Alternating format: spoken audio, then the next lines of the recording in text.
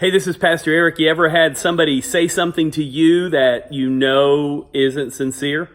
This week when I was at the hospital, I was walking out to the car and I said, "Good morning" to a lady. And I said, "How you doing?" And she said, "I am blessed and greatly so. Aren't you?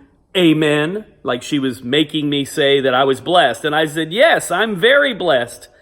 And then she said, "Can you believe the parking out here? Isn't this terrible? And the heat here is awful. I came from this other state and the heat was so much better." And I just agreed with her, and then I laughed because I thought, she just said how blessed she was, and then she talked about how cursed she was. Listen, if we're not careful, what'll flow out of our mouth is really what's happening in our heart. Here's what it says. Jesus said in Luke chapter 6, verse 45, he says this: "The good man out of the good treasure of his heart brings forth what is good. And the evil man out of the evil in his heart, evil man out of the evil treasure brings forth what is evil, for his mouth speaks from that which fills his heart."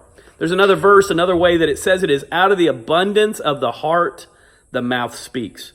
Here's what happens. So often we can say a mantra, what we pretend to believe, but over time, what's really true in our hearts will overflow. That's why it's important every day to spend time giving thanks. Listen, regardless of what's happening in your life, there's so much to give thanks for.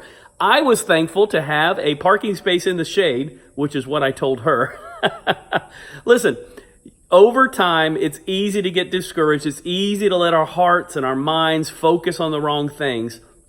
But if we allow God to pour his treasure in our hearts, if we will get rid of what the world tries to do, getting us negative and fearful and all the things that it does, and say, "God, you continue to fill my heart with what's good."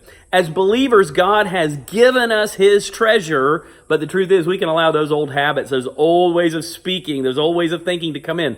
So today, pay attention to what you're saying and pay attention to what God's poured in your heart and say, "God, anything that's not from you, would you take care of it today?" I hope you have a great day. Thanks for taking a moment to listen. Have a great day.